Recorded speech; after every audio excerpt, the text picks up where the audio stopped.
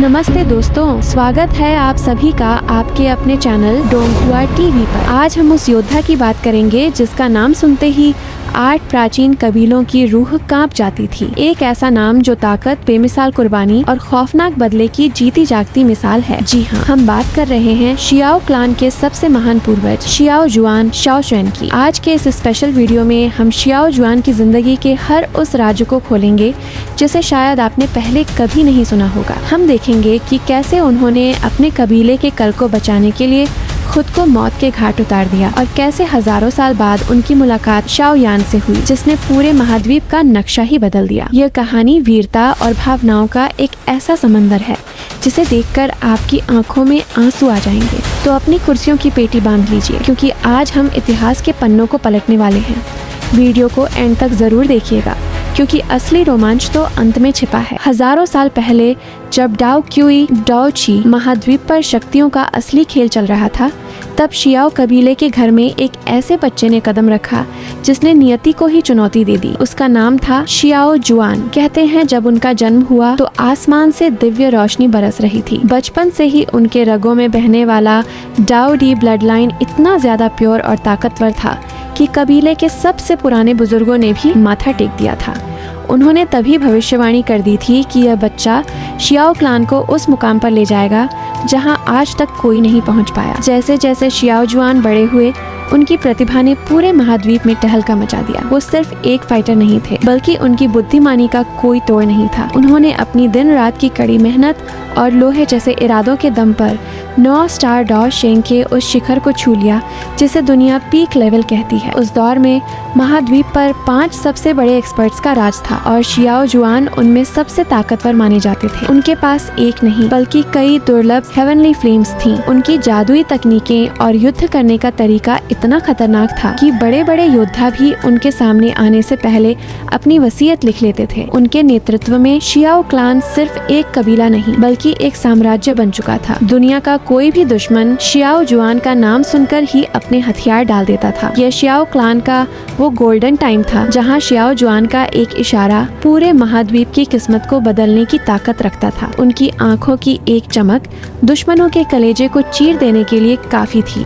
मगर दोस्तों, किस्मत का पहिया कब घूम जाए कोई नहीं जानता। शियाओ जुआन ने एक बहुत ही डरावनी सच्चाई को महसूस किया। वक्त के साथ उनके कबीले का वो डाओ डी ब्लड लाइन धीरे धीरे खत्म हो रहा था। उन्हें पता था कि अगर इसे फिर से जिंदा नहीं किया गया तो आने वाले समय में शियाओ क्लान को दुनिया भुला देगी। अपने कबीले के सम्मान और आने वाली पीढ़ियों के अस्तित्व को बचाने के लिए उन्होंने एक ऐसा फैसला लिया जिसने सबको चौंका दिया। उन्होंने तय किया कि वो डाओ डी लेवल को हासिल करने की कोशिश करेंगे जो हजारों सालों से किसी ने नहीं किया था। इस नामुमकिन काम को मुमकिन बनाने के लिए उन्होंने कबीले के बचे कुचे सारे ब्लड लाइन को अपने शरीर में इकट्ठा कर लिया। लेकिन नियति को शायद कुछ और ही मंजूर था। उस वक्त महाद्वीप पर ओरिजिन क्यूई की भारी कमी हो गई थी जिसके बिना कोई भी इंसान चाहकर भी भगवान नहीं बन सकता था। शियाओ जुआन अपनी साधना के सबसे नाजुक और कमजोर मोड़ पर थे जब उनका शरीर और आत्मा पूरी तरह बिखरे हुए थे। तभी अंधेरे का फायदा उठाते हुए सोल क्लान के धोखेबाज और मक्कार लीडर हुन तिआंदी ने अपने हजारों खूंखार योद्धाओं के साथ उन पर पीछे से हमला कर दिया। वो रात इतिहास की सबसे खौफनाक रात थी। चारों तरफ खून की नदियां बह रही थीं। एक तरफ शियाओ जुआन का अधमरा शरीर था और दूसरी तरफ दुश्मनों का कभी न खत्म होने वाला सैलाब। बुरी तरह जख्मी होने के बावजूद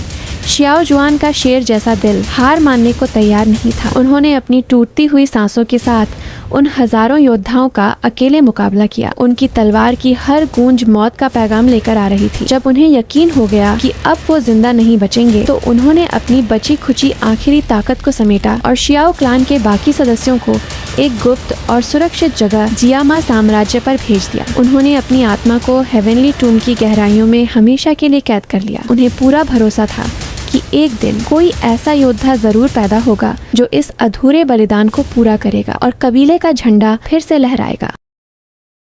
कहानी में असली रोमांच तब शुरू होता है जब हजारों साल बाद कबीले का वो वारिस हेवनली टोम्ब के दरवाजे पर दस्तक देता है। उसका नाम है शियाओ यान। शियाओ यान और उसकी टीम जब टोम्ब की गहराइयों में जा रहे थे तब माहौल एकदम शांत और डरावना था। लेकिन तभी सोल क्लैन के 2 बेहद शक्तिशाली और पुराने एंसेस्टर्स अंधेरे से निकलकर उन पर जानलेवा हमला कर देते हैं। शियाओ यान अपनी पूरी जान लगा रहा था, लेकिन उन प्राचीन दुश्मनों की ताकत के सामने वो कमजोर पड़ रहा था। मौत बिल्कुल सामने खड़ी थी, लेकिन तभी अचानक पूरे टोम की जमीन कांपने लगी। एक ऐसी ऊर्जा महसूस हुई जिसे सदियों से किसी ने नहीं छका था। अचानक एक साया सामने आया। वो साया और कोई नहीं, खुद महान शियाओ जुआन थे।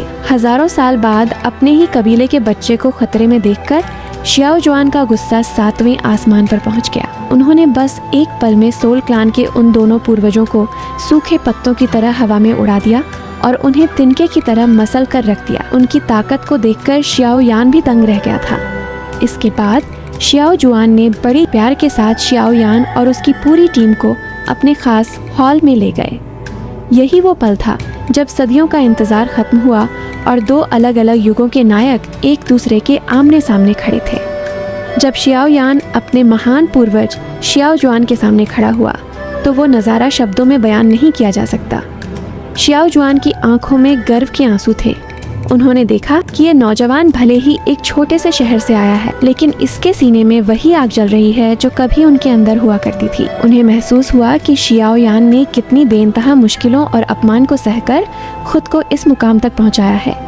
शियाओ जुआन जानते थे कि उनका वक्त अब पूरी तरह खत्म होने वाला है। उन्होंने अपनी आत्मा की बची हुई आखिरी ऊर्जा और शियाओ क्लान का वो सबसे कीमती ब्लड लाइन शियाओ यान को तोहफे में दे दिया। उन्होंने शियाओ यान के कांधों पर हाथ रखकर बड़े धीरज से कहा, बेटा, मेरा सफर आज यहाँ खत्म होता है, लेकिन शियाओ क्लान की एक नई और महान कहानी अब तुम्हारे हाथों से लिखी जाएगी। जाओ और दुनिया को अपनी ताकत का लोहा मनवा दो। उन्हें बता दो कि शियाओ कबीले का खून कभी ठंडा नहीं पड़ता। अपनी आखिरी शक्ति सौंपने के बाद शियाओ जुआन मुस्कुराते हुए उस टोम के अंधेरे में हमेशा के लिए ओझल हो गए। लेकिन उन्होंने शियाओ यान के रूप में एक ऐसे योद्धा को जन्म दे दिया था जिसने आगे चलकर फ्लेम एम्परर बनकर पूरे सोल क्लान की ईंट से ईंट बजा दी और अपने पूर्वज के अपमान का बदला लिया। तो दोस्तों, ये थी शियाओ जुआन की वो अमर दास्तान जिसने हमें सिखाया कि असली योद्धा वो नहीं जो कभी हारता नहीं, बल्कि वो है जो अपने कबीले और अपने अपनों के लिए खुद को राख बनाने की हिम्मत रखता है। आपको शियाओ जुआन का कौन सा हिस्सा सबसे ज्यादा पसंद आया, और क्या आपको लगता है कि अगर शियाओ जुआन को उस रात धोखा नहीं मिला होता तो वो दुनिया के सबसे ताकतवर भगवान बन पाते? अपनी राय कमेंट्स में जरूर दीजिएगा। हम आपके कमेंट्स का इंतजार करेंगे। अगर आपको यह वीडियो पसंद आया हो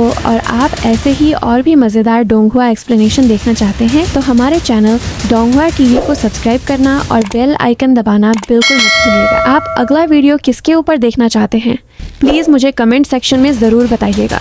मिलते हैं आपसे अगले धमाकेदार वीडियो में। तब तक के लिए अपना ख्याल रखिए। Goodbye. दोस्तों, मैं चैनल का लोगो बदलना चाहता हूँ।